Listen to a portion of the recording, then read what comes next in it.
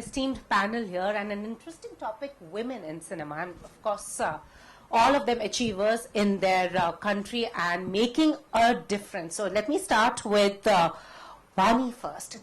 Women in cinema. Women are always the catalyst of change. And also nowadays we see a different trend, because first it was women, cinema of women was seen as feminist. And then came a second trend where women only spoke about stuff about female sexuality and extra, but now women have come into mainstream. Do you think so? Well, I think first I would like to say that there was a misnomer which, probably started way back in the 60s, that women for women and women producing, directing for women, acted by women, performed by them is the way forward. Now, this was an interesting monolith, because this was almost like a gender unequal situation, because when I as an actor act, I don't act for women, I act for children and men and women and all sections of society. So the universality bit, was sort of petered down to this very myopic kind of approach, which was in a very partisan way connected to the women rights movement, and one understands why. But I think we have done a disservice by indulging and engaging in that kind of a narrative, because whether it's women in cinema, whether they are directing or producing or acting or writing or even being backstage, it is a universal, kind of a outreach. That outreach is not for one single person or one section of society or one particular gender. So when we look at the BRICS countries, which is 37% of the GDP of the world, and I reach out to my friend Deborah and my dear friend from South Africa, who's a very strong voice, on this, and my friend from China, I think this itself can be a way forward as far as women, the role of women, the engagement and the indulgence of women in cinema is concerned. And women for women is a misnomer, and that absolutely has to be shunned away, and the sooner we do it, the better it would be. And also our friend from South Africa, she's like a big applause to her, 2 BAFTAs. So, yes, of course. So good afternoon all. Sorry if my voice sounds a little bunged up. It's the seasonal cold. So we have an esteemed panel here and an interesting topic, women in cinema. And of course, all of them achievers in their country and making a difference. So let me start with Vani first. Women in cinema. Women are always the catalyst of change. And also nowadays we see a different trend, because first it was women, cinema of women was seen as feminist. And then came a second trend where women only spoke about stuff about female sexuality and extra, but now women have come into mainstream. Do you think so? Well, I think first I would like to say that there was a misnomer which, probably started way back in the 60s, that women for women and women producing, directing for women, acted by women, performed by them is the way forward. Now, this was an interesting monolith, because this was almost like a gender unequal situation, because when I as an actor act, I don't act for women, I act for children and men and women and, all sections of society. So the universality bit, was sort of petered down to this very myopic kind of approach, which was in a very partisan way connected to the women rights movement, and one understands why.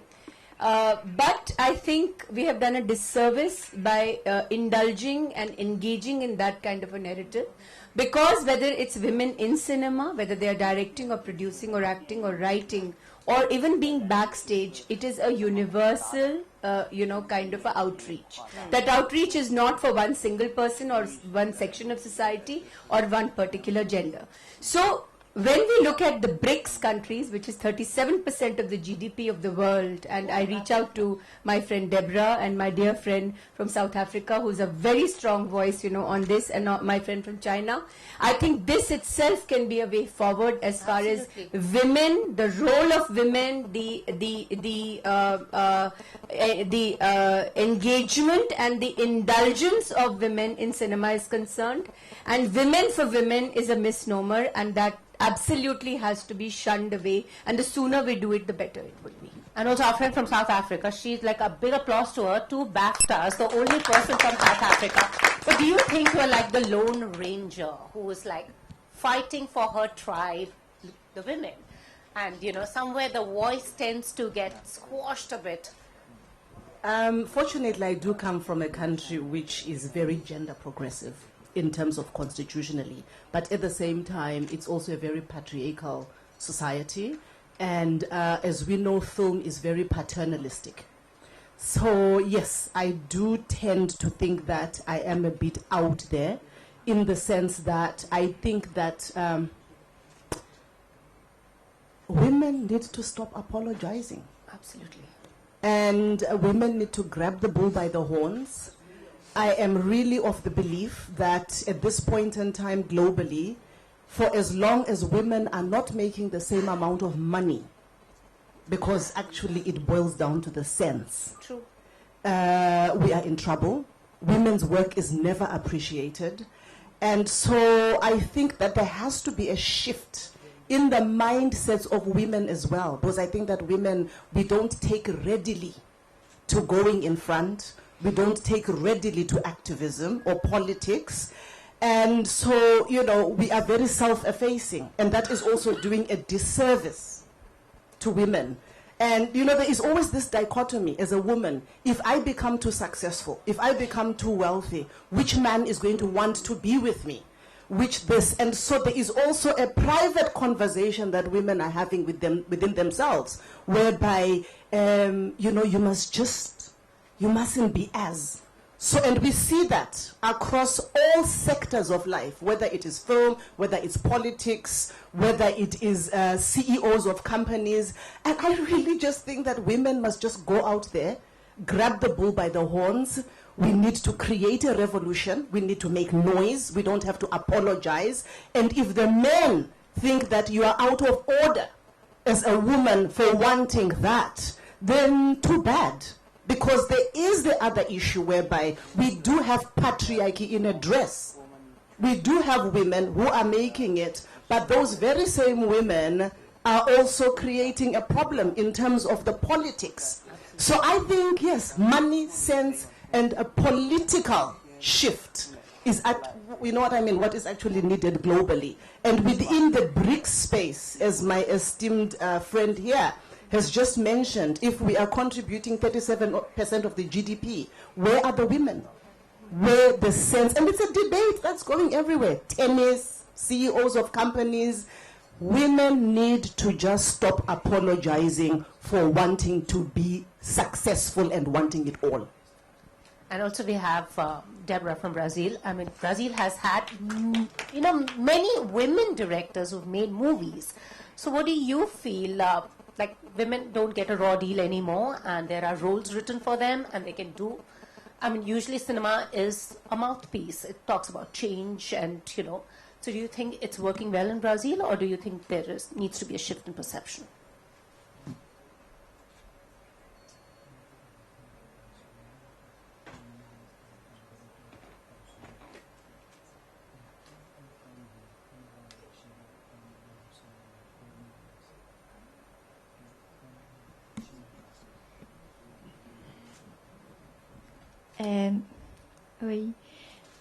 No Brasil, as mulheres foram ocupando o lugar de diretora e essas funções que são mais de liderança no cinema, né? O diretor, o produtor, assistente de direção, fotografia, essas funções no cinema que estão mais como liderança, antes eram ocupadas por homens.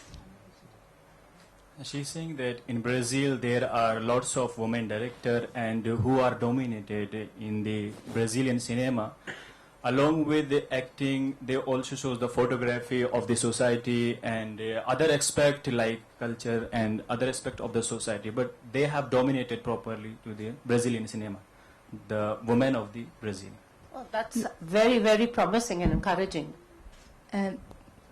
Mas com o tempo, as mulheres começaram a ocupar essas funções e também, dramaturgicamente, na dramaturgia também foram surgindo papéis em que a mulher estava como protagonista, o que até os personagens dos filmes eram também em sua maioria masculinos.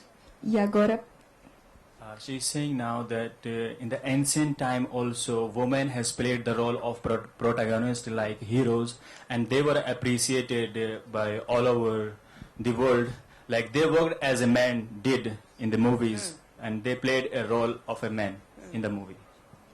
And moving across to our friend from China, and also China is the second largest exporter of films. It's a huge film industry.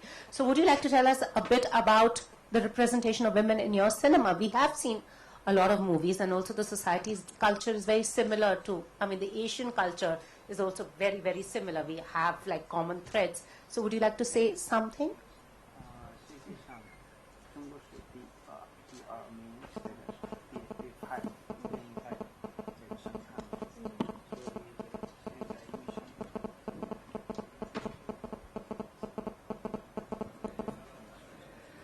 现在在中国的话，其实在电影行业，包括编剧、导演、演员，其实都是占了很大一个比例的。其实在中国，关于男女平等的这个东西，我觉得现在在中国女性是越来越强大的。 In China, in Chinese film industry, there are like actors and ladies directors. They all are doing very well, and as you know, China is there is gender just equality, so we don't have like any problem. We are doing very well. That's really, really encouraging. 而且不只是我们一边享受着女性她自己能力越来越强大带来的好处，而且就是可以得到男性因为觉得女性是弱的，他们还能得到一些对于女性的帮助。对。In China, women are doing very well, but still they are like struggling to get more important place in cinema industries. So they are help of the women. They are doing well. It seems to be women for women here. And also, I spoke to a popular actor who, from our own industry, Deepika Padukone, who's voted in the top 10 list of Forbes, but she still doesn't get paid as much as, say, the second rung of an actor. And I spoke to a producer who says, no, it's all market driven, depends how much people want to see her. So you mean to say that you don't want to see a top star as much as you want to see your second level of a male star, is something that completely baffled me. And Vani, you've been like part of the film industry, you're also part of the censor board. What do you think is do you think it's the mindset outside? It's not just within the industry? You see, you have to look at the whole context of this discourse. The ambit is much larger. You have to look at, as my dear friend said, patriarchy is not just a word. It's a very deeply rooted, entrenched phenomena which goes deeper into almost, it's like second to DNA of various cultures and societies. And if we just look at from a judgment point of view, it will be as simple as how is a girl child treated vis-a-vis a boy child in various cultures. Of course, in India there is a lot of debate about female feticide, female infanticide, how do we portray our women. And remember, the change which is coming is that if you look at the narratives of cinema in India today, these are ugly narratives. They are no more just pretty narratives. You have women protagonists who go out there, and when I say ugly, I'm not talking about the physical appearance at all. So that's not the judgment paradigm. The paradigm is these are narratives which are real. They are probably not pretty stories. They are about violence, and they are about all kinds of coercion which happens. And with great, courage, men and women, and I underline it, I underline it that some of the best films of last year and this year, which have also done very well commercially. So what is the commerce which is, dictating it? Those films which are not just the hourglass figures and the beauty and the, pretty aspect of women and the pretty side of womanhood, as we say. This womanhood is aggressive. This kind of womanhood is in your face out there, and it is very real. So this is also a great propaganda. Say that the market doesn't want it. Who will decide the market? If people are watching it, if people are ready to engage in it, if there is a dialogue which is happening societally in terms of influence, what is the market? The market is you and me. And I think this is where the change will come. People are finally getting up, they are watching this kind of cinema, and they are hugging it, they are embracing it. And they know that as this discourse goes forward, we all know that as the discourse will go forward, you will see the change. Probably it will be much more subtle than just an aggressive kind of a movement. But this change is coming, and it's here to stay. It was a subtext, it's no more a subtext, it's now becoming the mainstream. And also, recently at the Academy Awards, you had Catherine Bigelow, who made Zero Dark 30. It was a one-off. But you don't see women making movies like gritty films like that. Do you think somewhere also people are wary to invest in a project driven by a woman? I'm asking you. Well, there is that. There is always the notion that somehow men do it better. I don't know when that started, because actually women are the ones who do the work. And I do think that financiers have a lot in terms of what it is, the narrative that they want to push. And I am really of the opinion that somewhere along the line, you are having women wanting to make those kinds of stories. You are having women making those kinds of stories. But most importantly, you, the consumer, you actually have the power to dictate what it is that you want. And I know that many people want stories whereby women are more out there. Because women are out there. But somehow there is always this conflict or this dichotomy. I don't really want to take a risk as a financier to do this.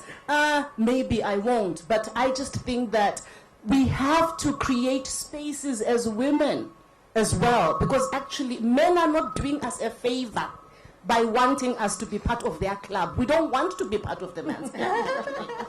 Do you know what I'm trying to say? So, and I think that women have to just go out there, and if it means just going boof, creating their own spaces and doing what they have to do, we are going to have more narratives that women and actually men want to watch. This discourse will be incomplete if we keep the men out.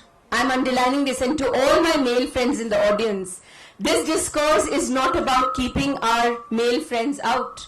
Because at the end of the day, and as it is said in the Chinese philosophy, the balance of the yin and the yang. Yeah, true. I mean, all art is a collaboration. It's a collaborative effort. So why is it that one should have a headway over the other? Because this is not about competition. Art is created out of great collaborative expression. It's about a consensus. It's about disagreements which can finally lead to a consensus. But it's a collaboration, and we have to remember that this discourse will be incomplete if the men are not a part of it. Absolutely. Would you like to say something? I mean, on the same thing that we're talking about how women can bring about change.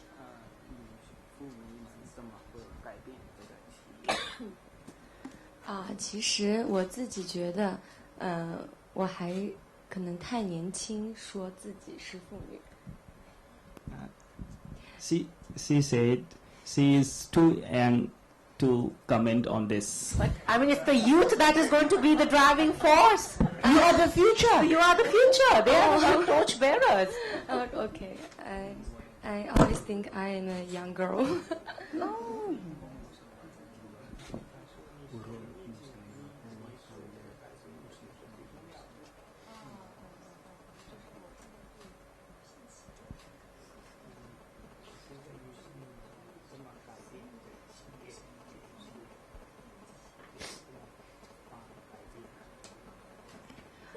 就是在自己擅长的这个领域更加的努力。doing my effort, putting my great effort to this industry will change it. So moving to our friend from Brazil, Deborah, would you also want to comment on this about women? I mean, what change as a woman do you want to see and are willing to bring about? That one mindset that you want to change in the film industry about women in cinema and the arts. Is there a mindset that you would want to change?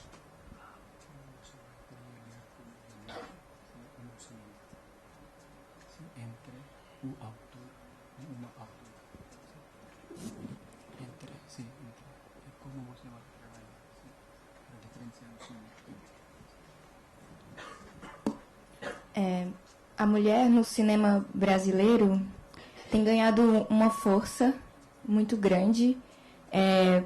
Passado esses primeiros anos do cinema brasileiro em que os homens ocupavam esses principais cargos, as mulheres vieram para o cinema com todos os seus desejos de fazer cinema e o cinema que eu trabalho lá é um pouco fora do cinema comercial. Nós temos um problema que os filmes são produzidos, mas não conseguem ir para salas de cinema. Eles circulam nos festivais. She's saying that as already in Brazil, the women have dominated the Brazilian cinema, but the film that we make, that not our type of commercial type of movies. They are only shown in the schools or in the festivals or in other concerts, but they don't go in the commercial purpose in the cinema, in the market. But she said that I will try my best to improve myself and to get that type of movies that will uplift me in the market. A região onde eu moro, que é no Nordeste, tem crescido nas produções do cinema, que geralmente no Sudeste que eram as grandes produções. E o Nordeste começou a crescer em suas produções e em outros roteiros, que são esses fora do cinema comercial, que são histórias diferentes, que são histórias de mulheres, que são histórias dessa região do Nordeste, que é uma região mais pobre, mas que conseguiu crescer no cinema. She's saying that we make different type of movies, like the people who make for commercial purposes. Like in our movies, women play the role, but they don't play that type of role which are shown in the market, in the commercial purposes. But now the cinema in the rural areas is getting up, and we are doing best to get the rural areas movies into the market to show. But sometimes they have problem in the rural areas. That type of movies generally are not shown in the cinemas, which are more popular. Esse cinema do Nordeste, dessa região onde eu nasci, é um cinema que é feito com recursos públicos. Os artistas lutaram para que houvessem mais recursos públicos para fazer cinema. She's saying that the region where I born, there is a cinema. Before that, there was no cinema, but they fight for the cinema. Now there is a cinema, and movies are shown there, so that we can see, or the public also can see the movie, and they can see the role of the women there. So films being an important tool, but then again, what she said was sometimes cinema or women gets restricted to the film festival circuit. And also, a lot of women make independent movies are coming up, but then they fight to get the movies released. Vani, do you think somewhere things are looking a little promising here? Because now you have women who make movies with the biggest stars and get commercial releases, vis-a-vis, say, in South Africa, between India and South Africa. Do you see any difference? Of course, Naya Naya Pictures must be doing everything Naya Naya. Naya Naya in Hindi is new. Right, so yeah, Naya is a Hindi word too. So I'm sure there'll be a lot of Naya Naya things which my dear friend will be doing. But you see, it again comes to the same,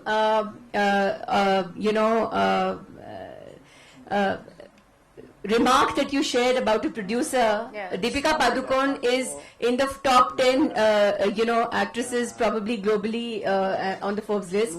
But the producer will say the market. So remember that exhibition and distribution of cinema is also a very important vertical to be spoken about here. And there again, it's that market force and the commerce of it and so on, which is attached. Yes, it's a big, giant leap forward for a woman filmmaker to make films with, big stars. But again, her gender is of not consequence here. And we must understand it. Absolutely. Because she's a woman and she's making films with very big stars is not of consequence. Probably she's a filmmaker who has crafted a project which has the kind of capacity where it can lend itself to that kind of, positioning that big stars come. And this is what happens, and this is where, again, I'm going back to where I started. The misnomer about women being able to direct or produce cinema, remember, it is always going to be the prowess and the prowess of the individual, the person who's doing it, and the capaciousness, the capacity of the project. But again, yes, it is connected to commerce, it's connected to markets. But let me also tell you that film festivals all across the world, and we have to salute to them how they are becoming great platforms. And I think this festival is a first of a kind. India is hosting it, and we are very proud to say that there's been tremendous cinema which has come from all the countries, and I think this itself can become a great dialogue forum for cinema which is being made with women, with men, for women and men, and this collaboration, can go forward if, this becomes a constructive ground to, take the dialogue forward. And also, I think somewhere we should just stop the demarcation of woman-oriented, male-oriented, directed by woman. Would you like to say something to the effect? You take a film like Bajirao Mastani, okay, and my new name is Mastani. So I hope to find my Bajirao in India. You will. The only thing I remember about that beautiful film was Deepika. But the fact that Deepika is one of the top 10 actresses in the world, and she is not even anywhere near the second tier of the male actors, that is a problem. In South Africa at the moment, we have one film which was produced by women, and the other woman, in fact, who was the producer, was supposed to be here. She couldn't make it, so I came in, instead of her. And they produced a film which was the first film that actually broke even at the box office. Because you must know that South Africa is a very small country, population of 53 million. We are a young country, so we are still trying to build audiences in terms of our own films. So we are beginning to see that. But nevertheless, the issue of patriarchy is very strong. And picking up on what you were saying earlier on, we do want to work with men. We are not leaving men behind. But at certain instances in history, like in South Africa, for instance, in August, women organized to march against the pass laws in 1956. It was the most successful march in the history of South Africa, which was organized by women. And women said that men are either going to be with us or not. And the men said, well, if you go and march, who's going to look after the children? And the women said, you are. So at certain points in history, if men don't want to participate on our journey, and as I've said, that you are not doing us favors by actually inviting us into your club, women need to create that space, and men will be left behind because women are phenomenal. And when we set our minds to doing something, we do it, and we do it well. And also somewhere, Vani, and something I've been observing is sometimes women do a disservice to women too, because if she's bold, she's outspoken, and she says it the way it is, she is branded. And then when she fights against the misogyny of men, say in her industry, she's branded again. But then, again, this is again a sociological issue. Who is branding whom? The women also are sometimes coming from a mindset of the conditioning that, prevails around us. And that's why I'm saying it's kosher. It's not kosher to say it's only about the men or about the women. It has to have a kind of a universal appeal. But as far as cinema is concerned, we cannot take away the fact that making of cinema has a component of commerce and finance attached to it. And whether we like it or not, very much like the way we discuss politics in India, we go on and on about, how women are great leaders, but we only have about 10.5% of parliamentarians. So who's going to push policy? At the end of the day, it will be pushed by men. So you will have to work with them and they will have to work with us.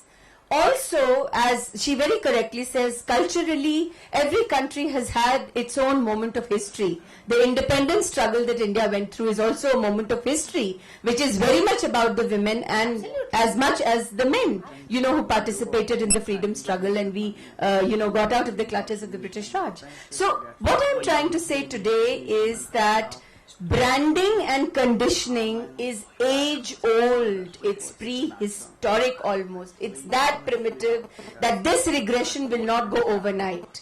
That's why the dialogue, the capacity to be able to outreach, and I think there is no better opinion making than cinema and theatre and literature. Because these are the forums which actually give the independence for the creative mind to express itself. That's why cinema is very important here. That's why the voices which represent this cinema are very important here. That's why the kind of cinema which is coming from Brazil and from South Africa and China and of course India. And contrary to what my friend says that they are inculcating a habit of audiences, we have the audiences but we have to probably get more projection space for the audience to be able to see it. Absolutely, I so agree with that. Would you like to say something to that? Yeah?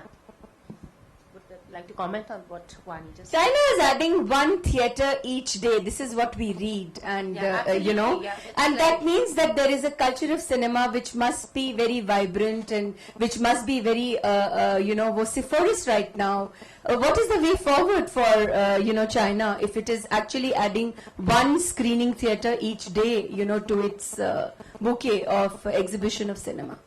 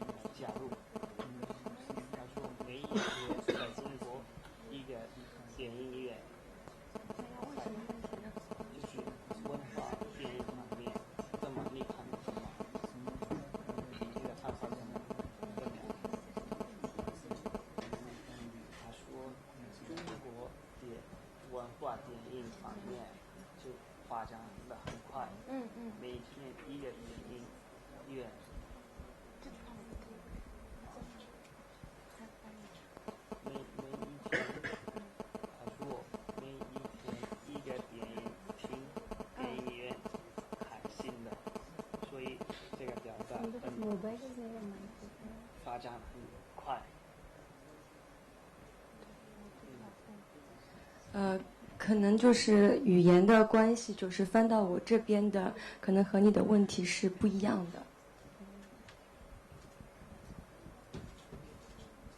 Maybe she is not getting this point actually. 但是今天是这次是第一届的金砖节在印度召开。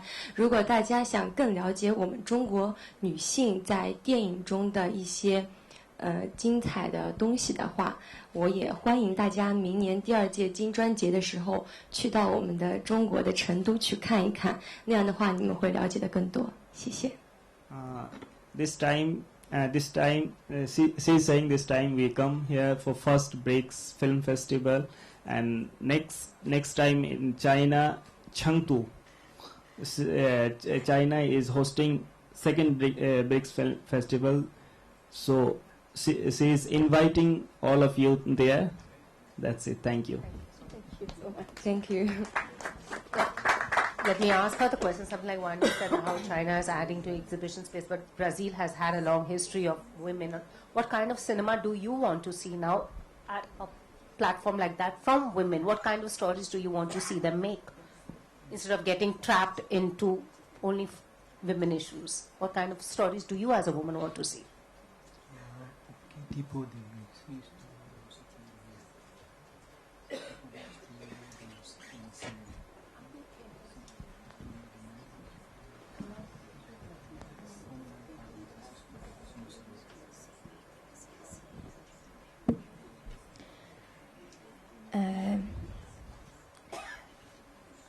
Bom, eu gosto muito dos filmes que são produzidos nessa região que eu nasci, que é onde tem outras produções fora do circuito comercial.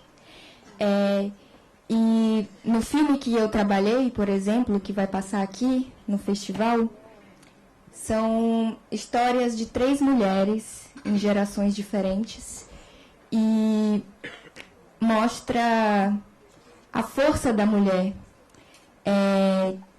Que a mulher, ela traz uma outra lógica sobre força, que é diferente da lógica de força do homem. E acho que é um momento muito urgente que se fale sobre as questões das mulheres. She's saying that I like very much to work in the film, and in Brazil there are many films which are made on the woman, and the condition of woman is uplifting, and they are showing that how woman is important in the cinema. And definitely I will work to I will take some women, or I will make movies on the woman, on the condition of woman. And she also has done one movie, a story of 3 women, and in which she has shown that how the woman has different perspective and how they are different from the male candidate. Acho que o importante das histórias que forem contadas no cinema é que essas histórias sejam verdadeiras, e sejam um desejo de cada artista de cinema, um desejo seu de falar sobre aquilo. Acho que quando falam sobre esse desejo, qualquer pessoa que assista vai gostar do que está vendo. She's saying that in the cinemas there are many stories which are shown, some are trues and some are false.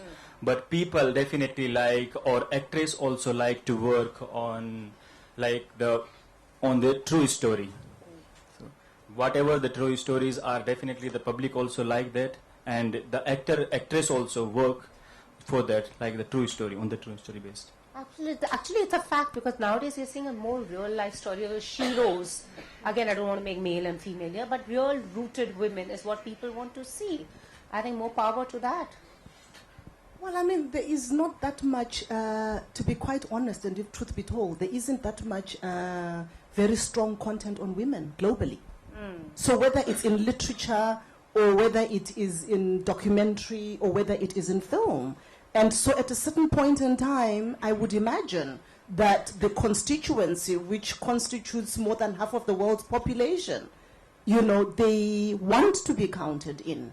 And also, the people are intelligent, people are smart, and people actually want to see stuff whereby it's not constant about constantly demeaning women.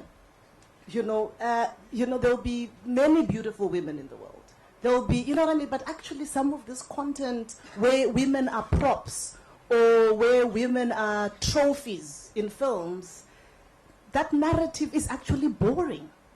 Absolutely. And a lot of women, like Meryl Streep, where we were speaking before that, you said she doesn't have roles written for her. Like, roles after a certain age are few and far in between. They still have to struggle, because a 50-year-old male actor will still get a role written for him, but a 50-year-old woman has to go into the supporting cast phase. We've had some brilliant actors, but they said, now I'm aging, I'm not going to get the main lead. Who's going to come and watch it?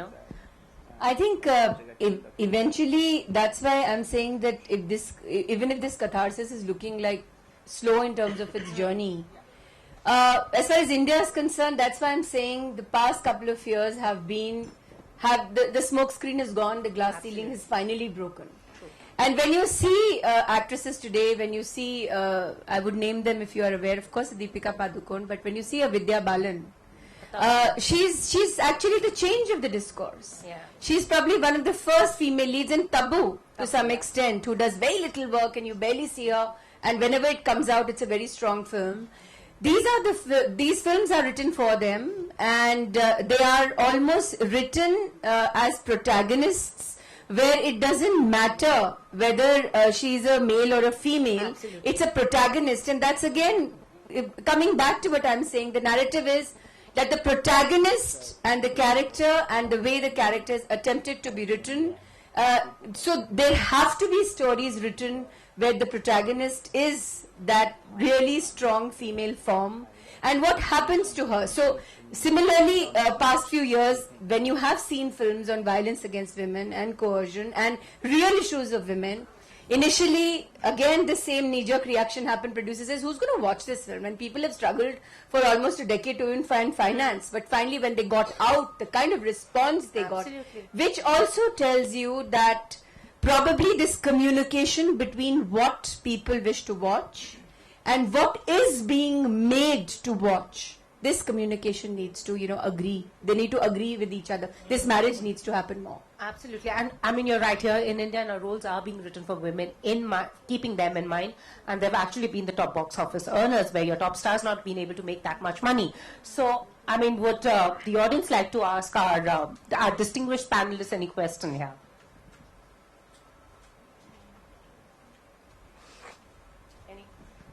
Wow, what a brilliant audience. They've agreed with everything. Everything we've said. Get a mic, please, and please introduce yourself so that we know who you are. For giving us that much of your time to sit and hear us. Thank you very much, and good morning, and thank you to the panel for a very interesting discussion so far. My name is Monica Newton. I'm a representative of the Department of Arts and Culture here from South Africa. I suppose I'd like to ask the whole panel, what really tips the balance for women? Is it money? Is it skill? Is it opportunity? Is it a combination of all three? If you were to look at your careers as actresses, producers, directors, what was really the thing that changed your view, that changed things for you? I think it's choice. As far as I'm concerned, there were opportunities, there were challenges which turned into opportunities. I started acting when I was very young. But I chose the roles that I believed in. Now, this may sound very bizarre. That means I may have made in my career as an actor, and now, of course, I produce too and direct. I may have made lesser money than probably my own compatriots who were probably doing more work than me. But it's a choice. I chose to work in projects, whether on television or theatre or film, which had a kind of a mindset which I identified with. Which means that there was a certain regression that I shunned. It was difficult in those days to, have that kind of mindset. But I think I could just muster up that much courage, and it was about the choice. So for me, choice is bigger than opportunity, commerce, or, the circumstance in which you are. For me, it was also choice. I've never chased after money because I always felt that as an artist, I needed to be true to myself. And I wanted to make films that I wanted to see. As I've said, South Africa is a very young country. So I wasn't seeing films that I wanted to see. So I made those kinds of films. However, now that I am turning 50 this year, I feel that it is very important for women to make money. Because I think that making money within the concept of what it is that I do, because it's such an expensive, exercise or hobby, it's important in terms of how sometimes I will be able to drive certain things. But at the same time, it's the balance, because I'm still not chasing after the money. But I'm now beginning to think about the commercial aspect of if I am going to do this, I need money to do this.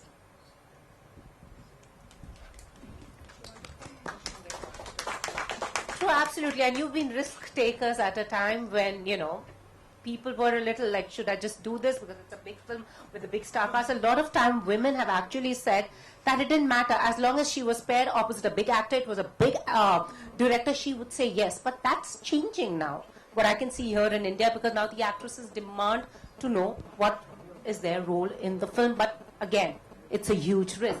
So you had a question. Actually, this is mainly related to religion, actually. So, tell us about I am Sunil Kumar. I am actually very much interested in watching movies. So, this is regarding religion, actually. As far as women's condition is concerned, they are thought to be left in comparison to men. So I think that the main reason behind this is religion. Because of religion, we know that Muslims, Hindu, there are certain conditions and certain rituals and all that, because of which women, it is thought that they are left behind. So what is being done in this regard? Like, still there are many producers and directors, those they don't want to venture into this risky thing. Like, I think one author, Taslima Nasreen, is there. Her film is held up. A film on her is held up just because of the way she talks and she thinks about. So what the women producers are doing in that condition? Is there... My brother, you are asking the wrong person. At the end of the day, all of us need to collectively create a more egalitarian society. A society which is devoid of patriarchy. You know what I'm trying to say? So, and I want to believe that there are certain people who are religious, but who actually do believe that men and women share the same platform in a relationship. I want to believe that. I might be wrong, but I want to believe that. For as long as society or any section of society thinks that women are inferior to men, there is no hope.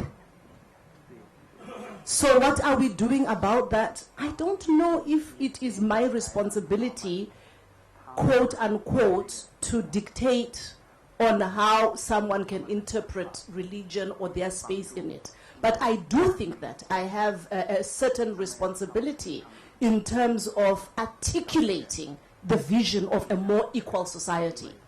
And so whoever is going to see what it is that I do, maybe they might be, I come from a very patriarchal society, but at the same time, in my country, there are women who are very strong.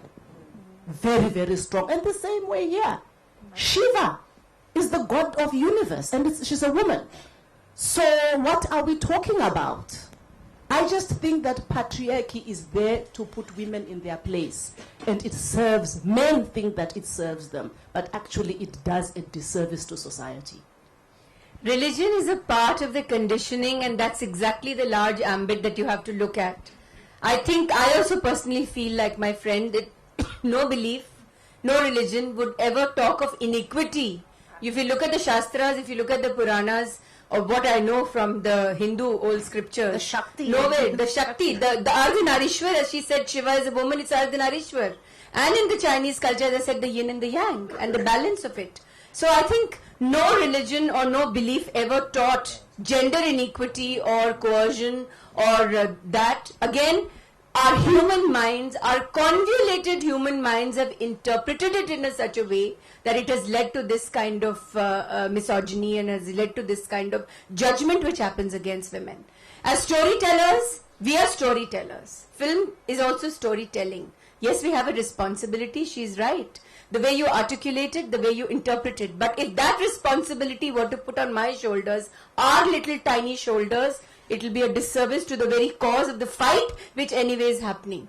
So expression is both. Your expression is as important as mine, and so is the conditioning.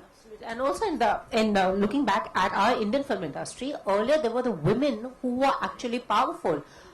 Devi Karani, Bombay Talkies was set up by her. Alamara, you have Nadia Hunter. They were women who were the driving force. And it's all about unleashing your inner feminine Shakti, as they say. Anybody else has questions? I have one don't have a question. My name is Bubbles Sabarwal. I'm a theatre director, and I'm a director, and I'm a writer. I've written books, and I'm a columnist.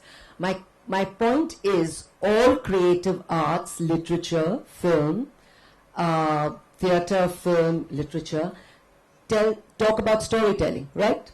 We talk about storytelling. Creativity breeds creativity. I think it's not a question. I think to open the windows, to let the birds of creativity in, I think our friends here who are so influential, I know Vani is, we need to encourage more storytelling, script writers. In my country, script writing is a terribly, forget patriarchal, it's a very closed door. Not enough script writers are allowed to come in. I'm sure in the hinterland of Madhya Pradesh or Bhubaneswar or Roorkela, I'm sure the people telling, it's all about storytelling. I don't think we have a good enough corpus, a good enough body of storytelling. So I think people up here need to encourage a great, I'm talking about the Ganga, I'm talking about an ocean, I'm talking about a huge corpus of stories, out of which new stories will emerge. Absolutely. Forget the male, female, it'll emerge strong because it's from the gut, it's from the womb of real life. So please, storytelling, You have a question. script writing. Content is important, as they say. Content is, I won't say king, content is queen. Hi, my name is Meg Rickards. I'm from South Africa. I have a film showing this evening called Test, which is very much about women. It's a women's story, so I hope some of you come and see it. My question is, it's a question for the panel. I got approached by a producer recently who said, I'd like to speak to you. We're looking for a female director for a certain story. And I've never heard someone being approached because they were a male cinematographer or a male filmmaker or a male director. And I wonder whether other people had had that issue. I mean, I was flattered to be asked, but is it a kind of ghettoization? Is it a kind of othering? Is it a kind of labeling that you take offense at? How do you feel about being labeled as a female director, producer, or filmmaker? Very true. That's exactly what I was trying to say. Women for women has become it's a misnomer. It's not just ghettoization, it's almost commodification. You suddenly have films which are marketed globally in international cinema, made by a female director. Does it matter whether the director is a male or a female? I mean, it's the way you want to tell the story and the way you articulate yourself and the way you actually express your creativity, that is what matters. And this again will become another one of those boxes which we will all be, sitting in very soon. So very nice and congratulations. I've heard a lot about your film. I'm actually dying to see it this evening. The more we will put the box out in the open, the easier it will be for the lid not to fall in. And I think yes, this is the new industry which is becoming the underbelly of probably some kind of cinema globally, where it's directed by a female director. Of course, I mean, this happens and it happens all over, and I think it's time that we express ourselves against it as soon as possible. Thank you very much. Yes, ma'am. Last question. I'm Aditi Roy, ex-member of Central Board of Film Certification, Eastern Region, long ago. I just wanted to ask a question to each of the panelists, is that I've found in recent times there's a huge number of short films coming up, and there is no cinema hall which show these short films. And secondly, what I found, most of these short films are women-centric in content, and a growing number of very young directors, women directors, are directing them and are available only on YouTube. So what I was thinking, since you had South Africa had just pointed out about the release of the films, women's films, and then getting the market and all, do you think, I mean, each of the panelists, do you think if women directors and producers, if they sell their movies on the net, that way, you get a planet-wide audience, because we never get to see the films from these countries in our cinema halls. And this is first decade of this 21st century is over. I want your opinion. In fact, the culture of cinema, or the culture of it's shifting. It's a pity that my learned jury member from Russia is not here, because he was actually talking about how young people now are watching more and more shorter content. Yes, but he was just talking about.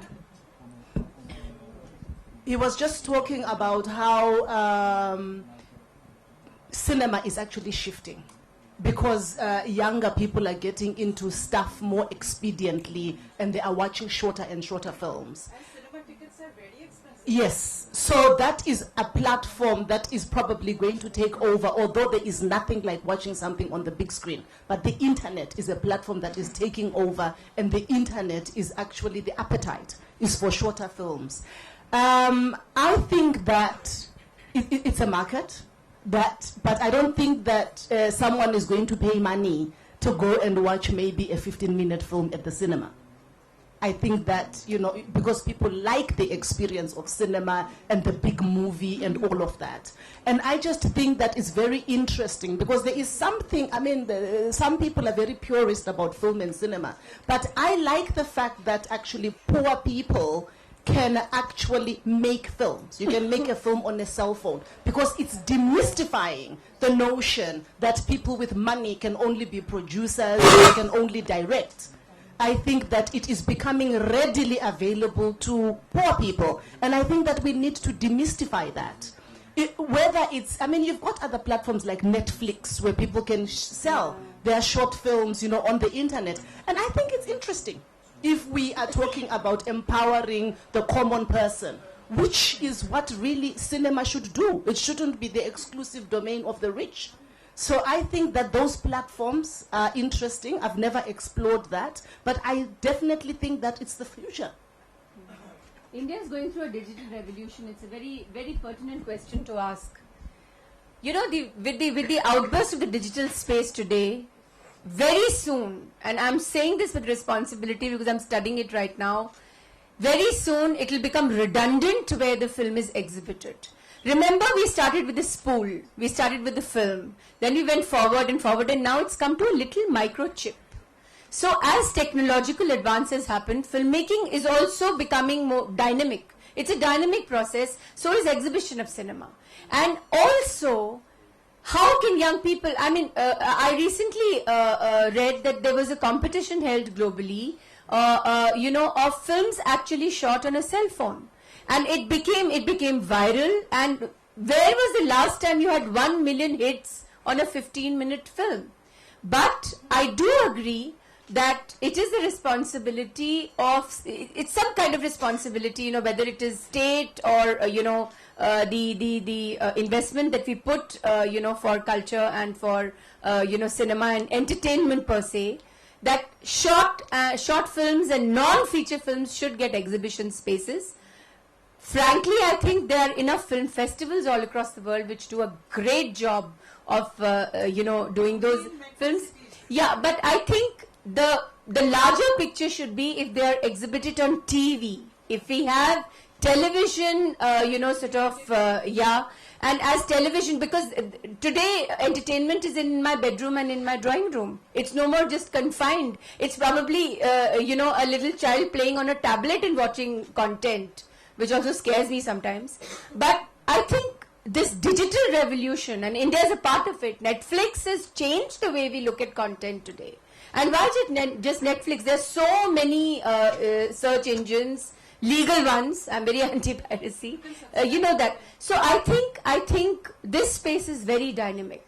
Exhibition of content and the way it is being seen, the way it is being received, and the way it is being uploaded is very dynamic right now. I think we'll have very big surprises very soon as far as advancement in this sphere is concerned. From this Panchayat is that if women directors, they don't follow whatever the men did right through and change their mindset regarding the technology.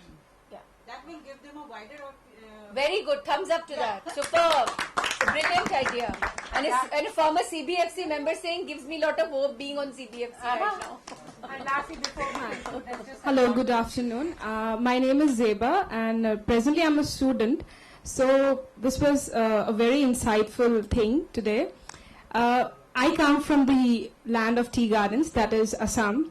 So my question is, every time, last year I came to Delhi and, there was constant stereotyping, like be it looks, anything. So when people generally ask me, oh, you may be coming from the land of momos, but I want to say that I'm more than the land of momos. So what I feel is there has always been a, stepmotherly attitude towards this region of the country.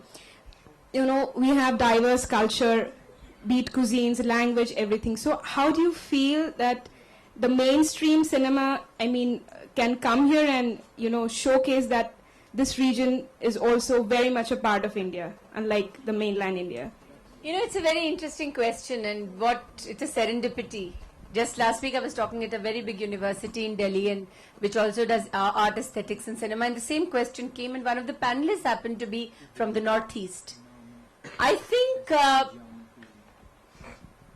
increasingly there is a great amount of collaboration which is happening as far as filmmakers and artists from Northeast is concerned. Northeast is not a alienated region of the country. To begin with, let's say it's one country, and Northeast is a very vibrant, culturally very, very diverse and very culturally active, segment of India.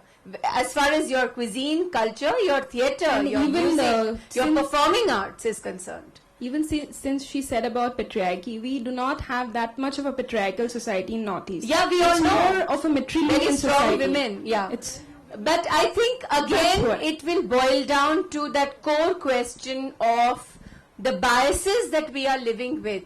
It connects to that. I do know that stereotyping is the worst in, for example, in a city like Delhi. I grew up here, went to university, Delhi University here, and I know what, the students from the Northeast, go through. And it's not just banal and bizarre, it's absolutely abhorrible.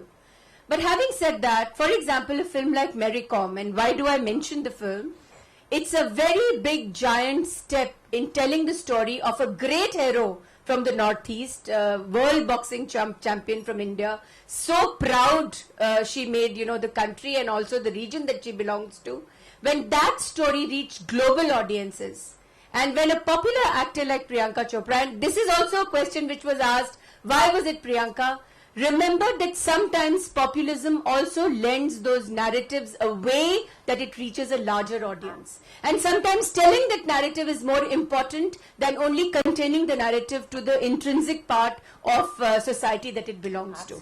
And cinema has that role, cinema has that capacity, and that is when I say that it's a collaborative effort. This collaboration has to go forward, and only then we'll be able to break this stereotyping. Only then we will be able to break this kind of ugly, mindset which we have amongst us. Thank you so much. And of course, the women here have broken those stereotypes. Sorry, maybe after the panel we can, Thank you so much for joining us, and more power to the BRICS Film Festival. Thank you so much.